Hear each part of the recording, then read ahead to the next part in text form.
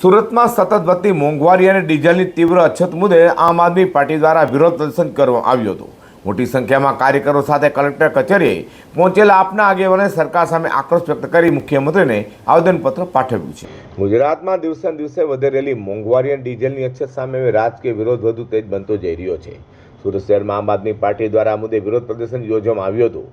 આપના નેતા Dharmesh Bhanderi, Surat Lok Sabha in charge Rajnikant Vaghani, corporator Pankaj Chavda સહિતના મોટી સંખ્યામાં કાર્યકર્તાઓ કલેક્ટર કચેરીએ પહોંચ્યા હતા અને મુખ્યમંત્રીને સંબોધીને આવેદનપત્ર આપ્યું હતું। આમ આદમી પાર્ટી આપના નેતાએ આક્ષેપ કર્યો હતો કે પેટ્રોલ, ડીઝલ, દૂધ અને ગેસના સતત વધી રહેલા ભાવના કારણે સામાન્ય માણસનું બજેટ ખોરવાઈ ગયું છે। બીજી તરફ રાજ્યભરમાં સર્જાયેલી ડીઝલની અછતને કારણે ખેડૂતો અને ટ્રાન્સપોર્ટરો ભારે મુશ્કેલીમાં મુકાયા છે। ધર્મેશ ભંડેરી વધુમાં જણાવ્યું હતું કે ખેતીની સિઝન દરમિયાન જ ખેડૂતોને ડીઝલ ન મળતા ટ્રેક્ટરો ઠપ થઈ ગયા છે, જેને કારણે વાવણી પૂર્વે ખેડૂતો ચિંતામાં મુકાયા છે। આપે એ માંગ કરી હતી કે ગ્રામ્ય વિસ્તારોના તમામ પેટ્રોલ પંપ પર ખેડૂત માટે ડીઝલનું વિશેષ કોટા ફાળવવામાં આવે અને ખાતાના વધારેલા ભાવ તાત્કાલિક પરત ખેંચવામાં આવે। ટ્રાન્સપોર્ટ ઉદ્યોગને લઈને પણ પાર્ટીએ સરકાર પર નિષ્ફળતાના આરોપ લગાવ્યા હતા।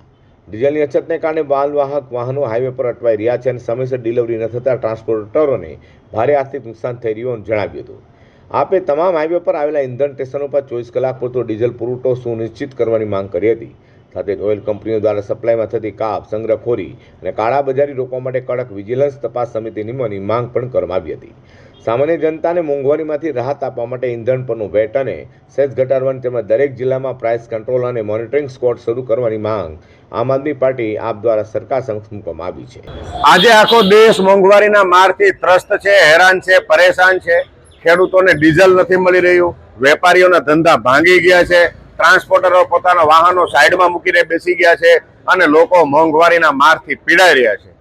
રશિયા આપણને સસ્તું ક્રૂડ ઓઇલ આપતી હોવા છતાં પણ અમેરિકાના દબાણ હેઠળ આપણે એમનું ક્રૂડ ઓઇલ પણ જાણે ખરીદી શકતા નથી। એક એક વાત, એક એક નિર્ણય ભાજપ સરકાર, મોદી સરકાર, ટ્રમ્પ સરકારને પૂછીને પછી નિર્ણય લે છે।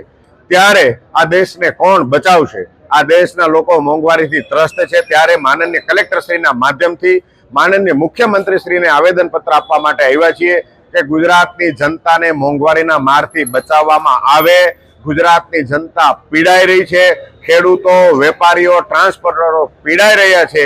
આ તમામ લોકોને બચાવવાની જવાબદારી સરકારની છે અને સરકાર એમની જવાબદારી નિભાવે એ આવેદન કરવા માટે અમે આજે માનનીય કલેક્ટરશ્રીને આવ્યા છીએ। આપે આવેદનપત્રમાં જણાવ્યું હતું કે છેલ્લા ઘણા વર્ષોથી ગુજરાતની જનતા એક જ સરકારની સત્તામાં બેસાડતી આવી છે, પરંતુ હાલની પરિસ્થિતિમાં લોકો અસહ્ય મોંઘવારી અને આર્થિક સંકટનો સામનો કરી રહ્યા છે। જો સરકાર તાત્કાલિક યોગ્ય પગલાં નહીં ભરે તો રાજ્યનું જનજીવન અને અર્થતંત્ર વધુ ખોરવાઈ શકે છે, તે ચેતવણી પણ આપવામાં આવી હતી।